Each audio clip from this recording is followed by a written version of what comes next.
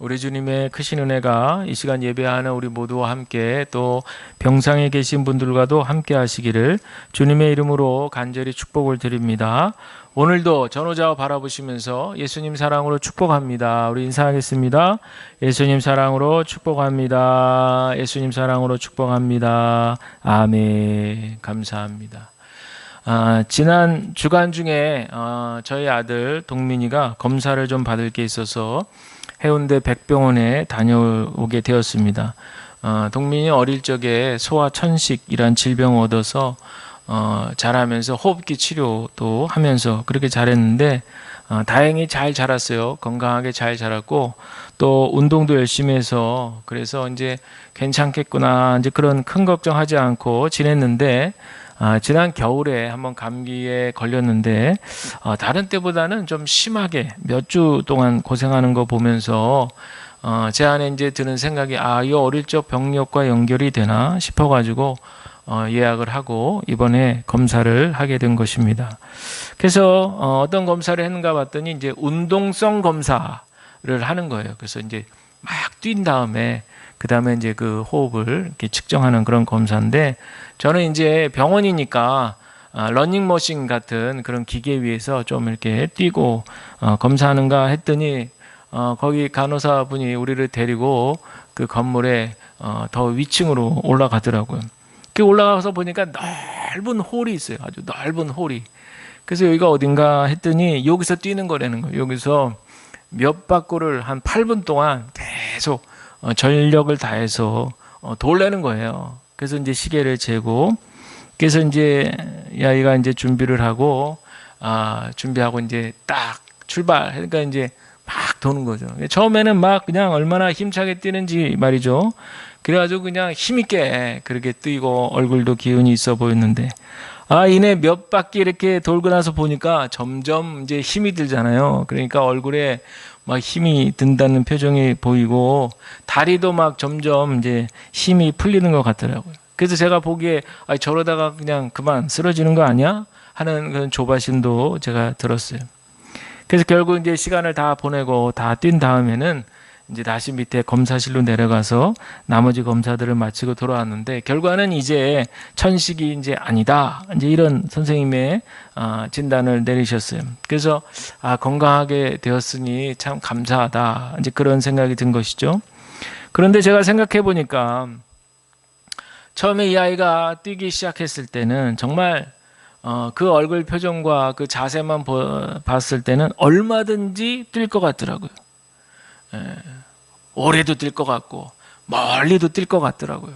우리 인간이 다 그렇지 않습니까? 뭐든지 할 수 있을 것 같고 뭐든지 될 수 있을 것 같고 그게 마치 인생이라고 하는 그런 달리기를 달려가는 것 같더라고요. 그러나 뭐 저도 달리기를 해봤지만 막상 달려다 보면 얼마 못 가서 금방 숨이 차오르고 또 어느 지점에 이르다 보면은 이젠 도저히 못 뛸 것 같다. 그래서 그 자리에 주저앉고 싶을 때도 있습니다. 옛날에 이제 저희 학생 때는 체력장에 오래 달리기가 있었어요. 오래 달리기. 제 기억에 남자들은 그때 1000m 오래 달리기 하는 거예요. 그리고 운동장을 하여튼 뭐 몇 바퀴를 돌았나 기억도 잘 안 나. 근데 그게 체력장 한 종목이기 때문에 반드시 통과를 해야 돼요. 그래서 뭐 그때 기억에 뭐 4분, 뭐 5분, 뭐 하여튼 5분 안쪽이었던 것 같은데 막 그 안에 1000m니까 보통 옛날 운동장들은 이제 한 바퀴 돌면 200m거든요. 그러니까 5바퀴 도는 거예요. 5바퀴. 처음에 호기롭게 그렇게 달리다가 정말 이제 한 3바퀴 막 이렇게 되니까 막 숨이 막 턱까지 막 차오르고 말이죠. 막 다리는 맥이 풀리고 그래서 이러다가 내가 죽지, 이러다가 내가 쓰러지지, 막 별 생각을 다 하면서 그래도 끝까지 그렇게 달렸던 기억이 있어요. 우리 인생도 뭐 달리기 하나 얘기하면서 인생까지 거론해서 어떤가 싶지만 저는 그 달리기 하나만 이렇게 생각을 해봐도 우리 인생이 그런 것 같아요. 마치 인간이 만물의 영장이다 이런 소리를 듣잖아요. 그의 말은 모든 피조물보다 가장 위대하다. 그래서 마치 모든 일을 다 감당할 수 있는 능력자로 그렇게 이해도 하고 또 그렇게 되기를 소원하는 것이죠. 그래서 애들이 좋아하는 영화 중에 저 어렸을 때 인기 있었던 영화가 슈퍼맨 같은 영화죠. 능력자 슈퍼맨. 요즘 아이들은 이제 뭐 아이언맨이라든지 또 어벤져스 이런 어떤 영화들 속에서 뭔가 대리 만족을 누리는 거예요. 어떤 상황에서도 악당을 물리치고 그리고 한계를 극복하는 주인공의 모습에 일면 시원함을 느끼는 거죠. 그러나 여러분, 우리가 살고 있는 이 현실은 어떻습니까? 분명히 한계를 느끼며 살아갑니다. 우리 마음 한쪽에는 할 수 있다 이러는 능력과 또 그러한 가운데서 할 수 없음을 느끼는 한계를 동시에 느끼는 거예요. 마치 동전의 양면과 같습니다. 여기에 딱 맞는 말씀이 빌립보서 4장 13절이죠. 내게 능력 주시는 자 안에서 내가 모든 거 할 수 있다. 근데 사람들이 이거 해석을 잘못해요. 왜냐하면 이거는 반드시 그 위에 12절과 연결을 시켜야 됩니다. 나는 비천에 처할 줄도 알고 풍부에 처할 줄도 안다. 부에도 처해봤고 가난도 경험해봤고 어떤 상황도 다 견뎌낼 수 있는 어떤 그런 능력을 얘기하는 것이지, 그저 뭐든지 내게 능력 주시는 자 안에서 내가 다 할 수 있어. 마치 믿음이 있으면은 이 고백을 가지고 무조건 된다는 식으로 해석하고들 싶어야죠. 거기다 이렇게 감정까지 딱 얹어가지고 말이에요. 좀 고양된 억양으로다가 그렇게 이야기들을 하는데 잘못 해석한 겁니다. 오늘 봉독한 전도서는요, 한평생 부귀영화 누리면서 특별한 인생을 살았던 한 인생, 특별히 우리는 그를 솔로몬 왕이었다 이렇게 얘기합니다. 그가 죽음을 앞두고 이제 인생을 뒤돌아보니까 모든 게 다 헛되다 이런 고백을 하는 거예요. 제가 살아보니까 부질없고 다 의미 없다 이렇게 고백을 하는 것이죠. 그래서 많은 사람들이 전도서가 뭐 허무주의자들이 하는 얘기라는 둥, 뭐 인생이 의미가 없다는 둥, 그러니까 뭐 염세적인 그런 내용이 아니냐는 둥. 그 어찌 성경에 이렇게 부정적이고 허무적인 소리가 메아리치는 이런 말씀이 성경 안으로 버젓이 들어와 올 수 있느냐? 이렇게 막 비판을 하는 거죠. 믿음의 세계라는 게 어떤 거냐? 긍정을 해야 되지 않느냐? 믿음이 있으면 뭐든지 다 할 수 있다고 고백해야 되는 것 아닌가? 이렇게 말하기 때문이죠. 또 한편으로는요, 또 이런 비판도 있어요. 솔로몬과 같이 자기는 뭐 부귀영화 다 누릴 거 누려가지고, 정말 뭐 모든 세상에 정말 가질 것들, 누릴 것들을 다 누려본 사람이, 다 해본 사람이 이제 죽음 앞두고서는 고작 한다는 얘기가 다 그런 거 헛된 거야. 이렇게 말해버리면 도대체 이런 것들을 다 누리지 못하고 사는 사람들이 이 세상에 천진데, 그러면 그 사람들은 도대체 뭘 느껴야 되느냐? 이렇게 푸념을 늘어놓기도 합니다. 우리가 우선 이 전도서를 보면서 바로잡아야 될 건 뭐냐? 결코 전도서는 우리에게 허무주의나 염세주의를 불러일으키는 말씀이 아니라는 거예요. 오히려 전도서는 인간이 뭐든지 다 할 수 있을 것 같고, 또 실제로 그렇게 살았다고 해도 인간에게는 어쩔 수 없는 유한한 존재이기 때문에 한계가 있다는 것을 느끼게 해 줌으로써 멈추고, 그 달려가던 발걸음을 멈추고 하늘의 소리를 듣게 한다는 거예요. 그래서 이 하늘의 소리를 역설적인 지혜라고 합니다. 왜 이렇게 표현했냐면요, 같은 지혜 문서로 이렇게 분류되는 잠언서가 있잖아요. 옆 동네 잠언서. 이 잠언서는 굉장히 긍정적인 어투로 지혜를 말씀하고 있거든요. 그러나 뭐 잠언은 긍정적인 문체로 얘기하고 전도서는 이렇게 부정적이고 비판적인 어조로 말씀한다고 해서 결코 이 전도서가 우리에게 좌절과 절망을 말하려는 그런 말씀의 책이 결코 아니다는 거예요. 오히려 이 전도서의 어조를 통해서 우리는 진짜 세상의 모습을 볼 수 있을 것입니다. 마치 우리가 믿음이라고 하는 딱 앞세우고 말이죠.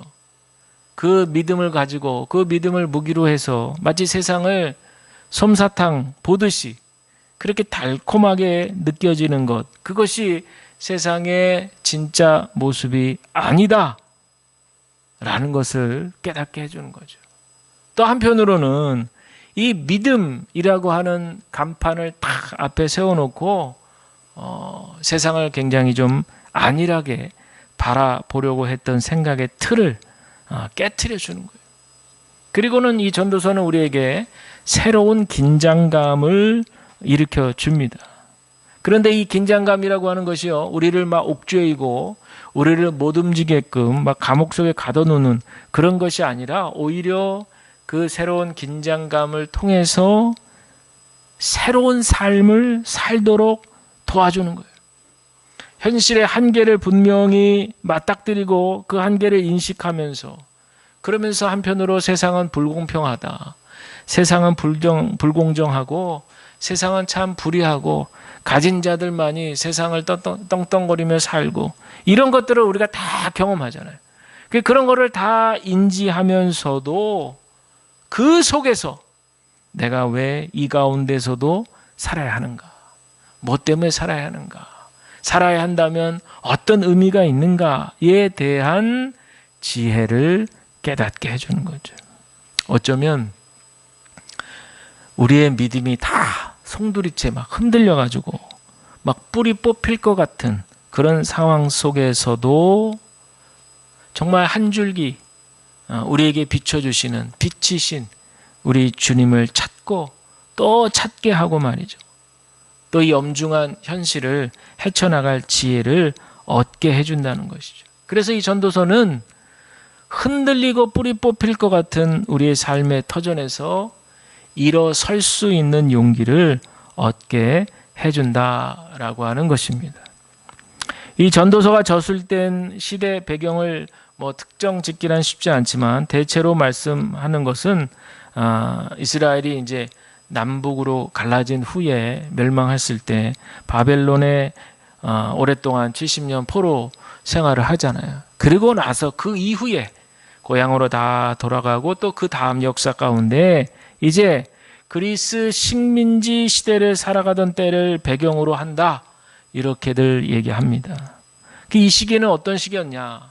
그 당시에는 우리 역사 속에 잘 알고 있는 알렉산더 대왕이 그 지중해를 주변을 패권을 차지하고 있었어요. 그래서 이 알렉산더 대왕이 패권을 차지하면서 새로운 문명이 막 유입되기 시작한 거예요. 그게 바로 화려한 그리스 문명입니다.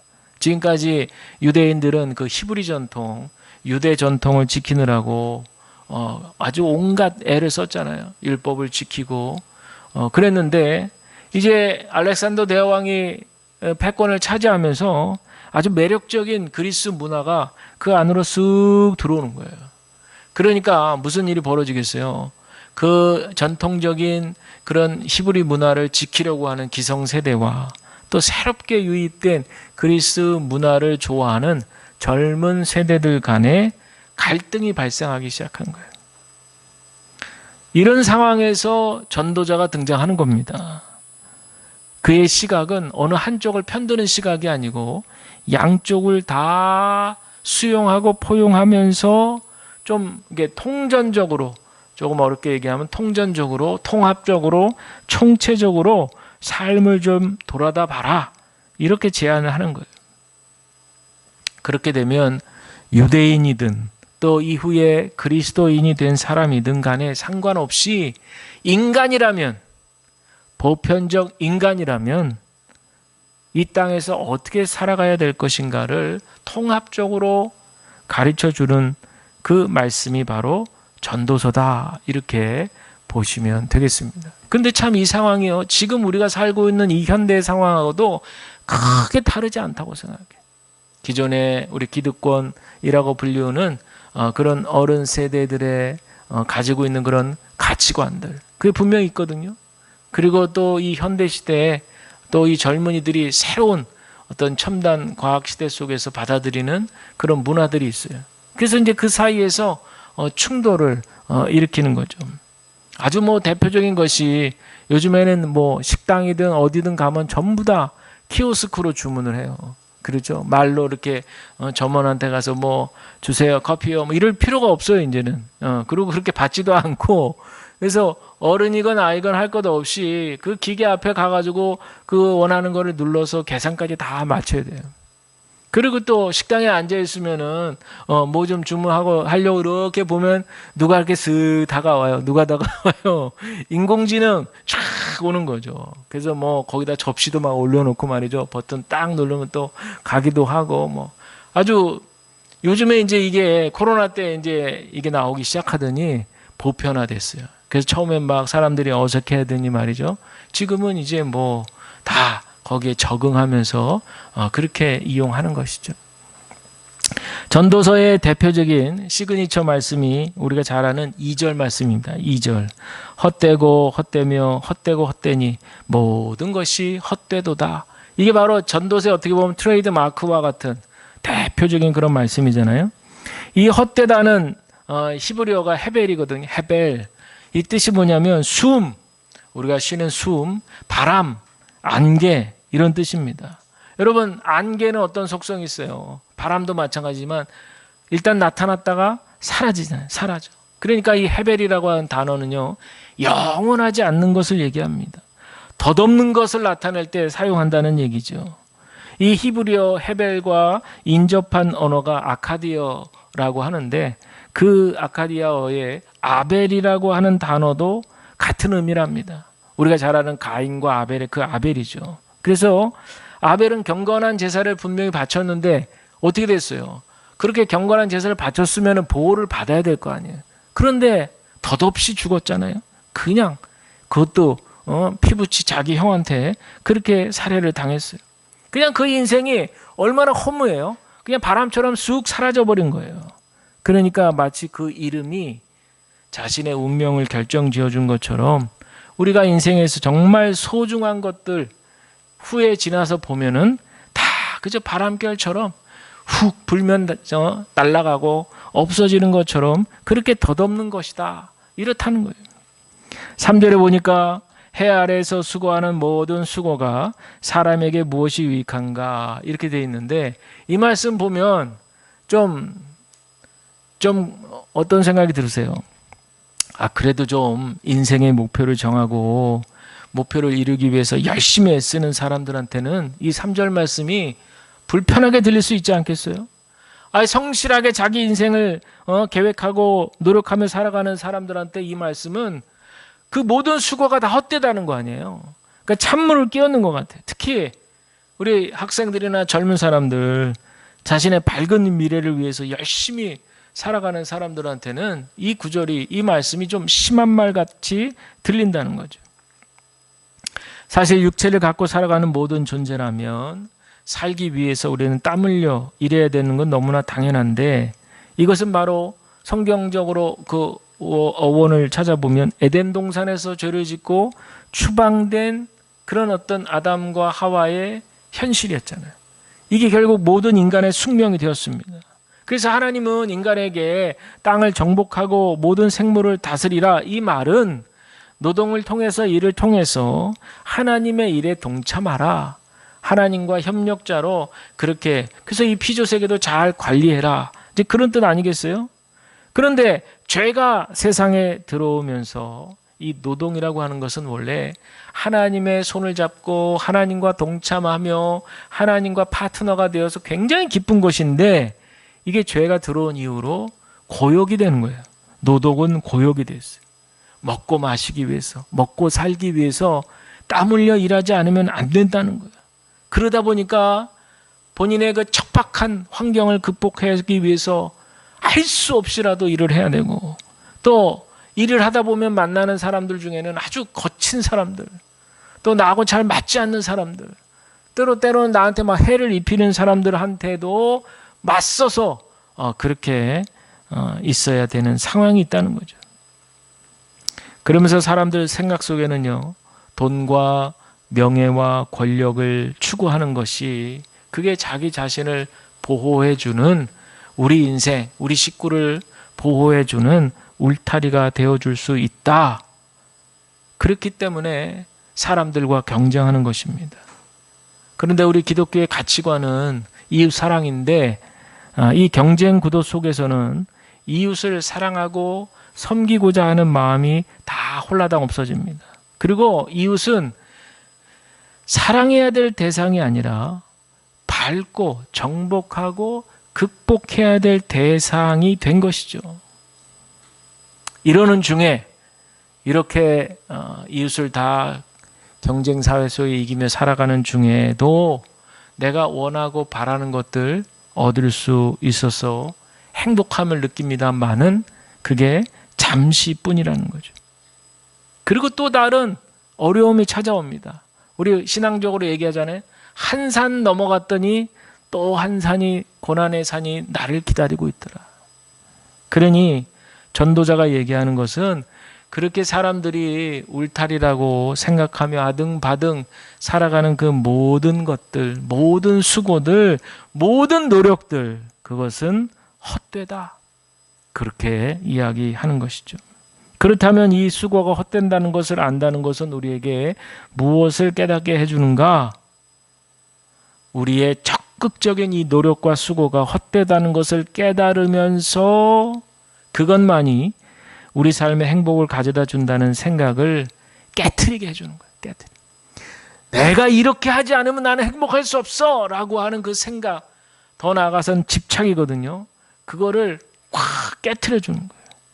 그리고 나서 그 깨진 틈 속에서 삶을 의미 있고 진정한 행복하게 살 수 있는 길이 무엇인지를 우리에게 가르쳐 준다.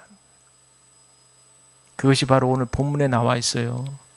오늘 본문에 4절부터 7절에 있는 말씀이 바로 그 말씀. 우리 다 같이 함께 조금 빨리 읽어볼까요? 시작. 한 세대는 가고 한 세대는 오되 땅은 영원히 있도다. 해는 뜨고 해는 지되 그 떴던 곳으로 빨리 돌아가고 바람은 남으로 불다가 북으로 돌아가며 이리 돌며 저리 돌아. 바람은 그 불던 곳으로 돌아가고 모든 강물은 다 바다로 흐르되 바다를 채우지 못하며 강물은 어느 곳으로 흐르든지 그리로 연하여 흐르느니라. 아멘. 바로 하나님이 만드신 자연의 법칙이에요. 자연이 다스리는 원리를 말합니다. 우리가 흔히 얘기할 때 인생이라는 것이 오르막이 있으면 내리막이 있고 내리막이 있으면 또 오르막이 있다. 그런 얘기 하잖아요. 인생에 꽃을 활짝 피우는 봄이 있으면 뜨거운 성화의 계절, 여름이 있고 여름이 지나면 낙엽이 우수수 떨어지는 가을이 있고 이내 인생의 겨울인 죽음 앞에 다가서게 되는 것이 우리 인생이다. 이렇게 얘기하잖아요. 행복이라는 것도요. 우리가 간절히 바라고 원하는 행복은 결코 영원하지 않습니다. 내가 땀 흘리고 노력해서 얻은 행복 평생 지키려고 세상 사람들은 막 잔뜩 긴장하면서 살아가잖아요. 그러나 동전의 양면처럼 곧 불행이 우리에게 찾아올 수 있다는 거예요. 기쁨이 우리 안에 있어요. 기쁨이 충만해. 그러나 그 기쁨 뒤에는 슬픔도 덩달아 쫓아온다는 거예요. 이게 바로 전도서가 말하는 자연의 순환 원리입니다. 저는 이 말씀, 한 세대는 가고 한 세대는 오되, 이 말씀이 저에게 울림이 오더라고요. 가는 세대를 어떻게 막겠어요? 붙잡고 싶어요. 마음 같아서는 가는 시간을 막 붙들고 싶죠. 근데 붙들 수 없습니다. 그래서 아마 성경은 세월을 아끼라 그런 말씀을 우리에게 주셨는지 모르겠어요. 세상 만사 다 흔들리고 뒤섞이고 그래서 이리저리 고통 가운데 무너지는 것 같아도 저는 우리 주변의 바닷가에 그 광활한 바닷가에 나가서 파도 치는 모습을 보고 있으면은 그렇게 마음이 평안해질 수가 없어요. 왠지 아세요? 그 파도가 다 쓸어가잖아요. 다 쓸어가. 남기는 거 없이 쓸어가잖아요. 이렇게 바위가 있는데 파도가 막 팡 치고 나가면 그 바위 위에서 아주 그냥 그 대단한 물거품이 그냥 확 피어오르잖아요. 그러고 나서는 싹 아쉽듯이 그렇게 사라집니다. 근데 그걸 이렇게 보고 있으면 참 바다는 좋다. 파도는 참 저렇게 원망도 쓸어가고 불평도 쓸어가고 미움도 다 쓸어가는구나. 마찬가지로 내가 행복이라 생각하고 붙들고 그냥 놓치지 않으려고 했던 그 모든 것들도 파도는 다 쓸어가고 지워지고, 그러니 우리 인생이라는 것이요, 영원한 것이 없다는 거예요. 오직 영원한 것은 살아계신 하나님의 말씀뿐인 줄로 믿습니다. 그래서 베드로전서 1장 24절 이하에 모든 육체는 풀과 같고 그 모든 영광은 풀의 꽃과 같으니 풀은 마르고 꽃은 떨어지되 오직 주의 말씀은 세세토록 있도다. 이 말씀이 금방 떠오르더라고요. 사랑하는 성도 여러분, 전도서 1장의 전반부에는 이 전도서 기자가, 전도자죠, 우리에게 진정한 행복의 길이 여기에 있어 하고 이렇게 탁 던져주는 것 같아요. 그것은 바로 뭐냐? 하나님의 창조의 흐름 속에 우리 자신을 맡기는 것. 이게 영원한 행복이라는 거예요. 저 송정 해수욕장에 가면은 거기에 뭐가 많아요? 서핑, 윈서핑 타는 분들이 많잖아요. 거기 뭐 강습도 하고 막 그러는데, 이렇게 저는 이제 타본 적이 없어요. 근데 이렇게 구경해 보면 잘 타시는 분들은 진짜 막 파도를 거의 뭐 친구처럼 그렇게 생각하고 아주 막 신나게 그렇게 타요. 그런데 초보자들인 것 같아요. 이렇게 보고 있으면은 뭐 조금 되는가 싶어가지고 이제 그 위에 이제 일어서려고 이렇게 싹 쓰면은 금방 그냥 물속으로 어떻게 해요? 풍덩 빠지는 거죠. 이게 왜 그래요? 파도와 친해지지 않아서 그렇죠. 파도와 친해지면 겁내지 않고 딱 자세를 곧게 서고 파도로 막 신나게 탈 텐데, 초보자들은 그게 힘든 거예요. 우리 인생의 고난이라고 하는 파도도 한번 생각을 해보면 예고 없이 찾아오는 우리 인생의 고난이라는 파도를 하고 친해진다는 게 참 어렵잖아요. 그런데 오늘 말씀을 통해서 정리를 해보자면, 우리 인간에게 한계가 있다는 것을 인정하는 것부터가 이 고난의 파도와 친해지는 첫걸음이 아닐까, 그런 생각이 드는 거죠. 내가 원하고 내가 의욕을 가지고 열심히 살고, 그래서 내가 바라는 것들을 성취하고, 그래서 평생을 그렇게 보람되게 살 수 있다면 좋겠지만, 우리가 바라고 원하는 것을 다 이루면서 살 수 없다는 것을 아는 것부터가 이게 우리 인생의 고난의 파도와 친해지는 첫걸음이다. 그런 생각이 드는 거죠. 그러나 만일 그렇다고 해서 그것이 우리 인생의 실패다, 시련이다, 이렇게는 단정할 수 없을 거예요. 그 안에서 새롭게 이 실패라고 하는 것, 시련이라고 하는 것에 대해서 해석을 우리가 이 전도서 말씀을 통해서 앞으로 새롭게 해 나가게 될 것입니다. 이에 대한 지혜는 우리가 앞으로 살펴볼 때 하나님께서 우리 모두에게 큰 은총을 더해 주시기를 주님의 이름으로 간절히 축복을 드립니다.